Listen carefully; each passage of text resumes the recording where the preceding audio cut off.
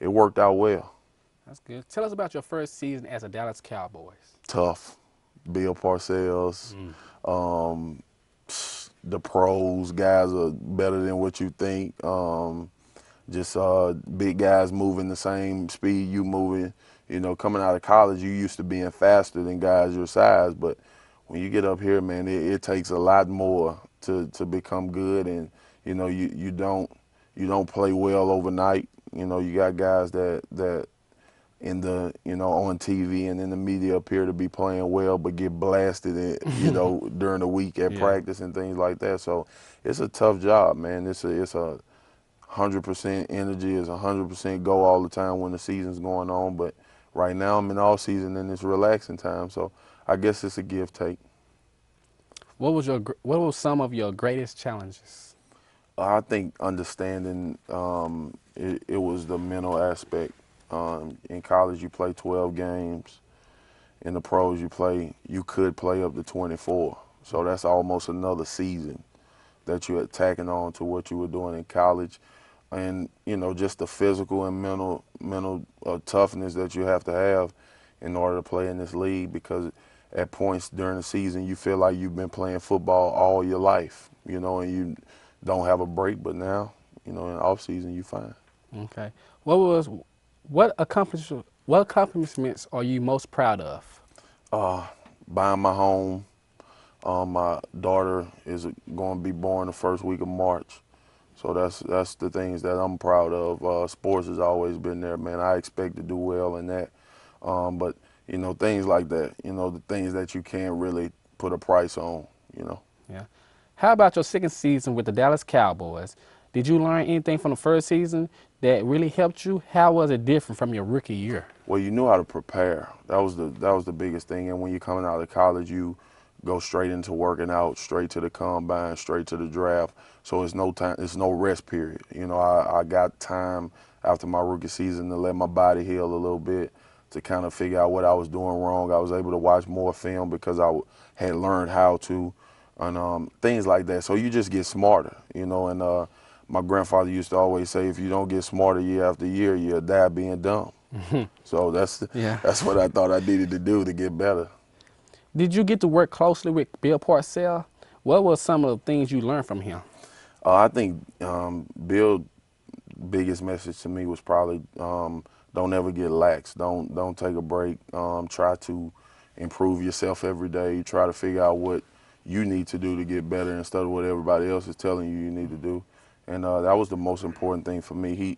Perseverance was a big thing with him because he was an old coach. He was up in age when I got a chance to play for him, and he just was trying to keep that old body going. So he told me I needed to do what I needed to do while I was young in order to be doing what he was doing while he was old. Yeah.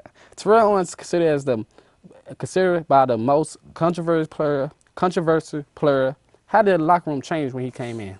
Um, it's funny. I get that question a lot, and I think the thing was, just what the media hype made it.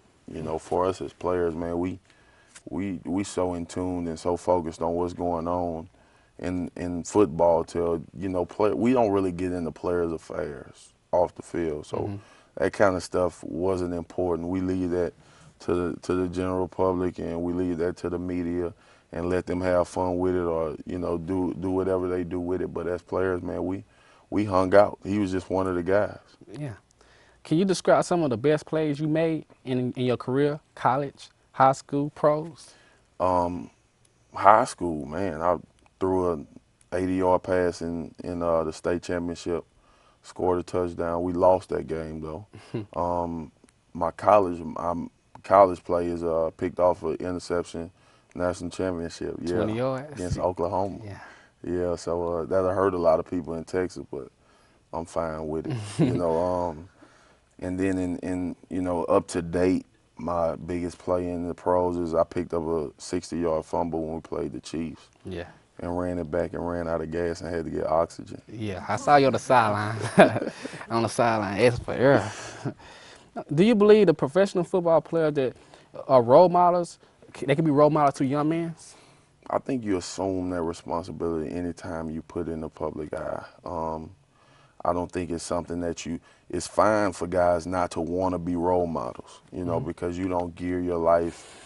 Some people choose not to gear their life to kind of being an example. You know, you do what you do, you go about your daily business, and you let that be that. But you know, I think when you're thrown into the public eye like we are, and when you know we have a job where everybody knows what we're doing all the time, Yeah. you know, and it's on tape and it's in the public view. So I think you're thrown into that, and when you have a responsibility and you have kind of a rapport that you have to keep with people, just because of what you've done in your life and what you've chose to do. So I think everyone has a level of being a role model. Now, how far you want to take it or how less you want to take it is up to you.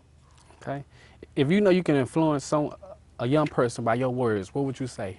I tell them pray every day and keep God first, man. I think that's the foundation that you build everything else on. And my next thing would be to love your family and work hard, because they'll be there for you when the walls start crashing down. And Yeah. we've had a couple of those days in my household, but we've made it, and that's just it, man. Just stay grounded. Always be humble. Don't let the attention and the people telling you how good you are get to you. And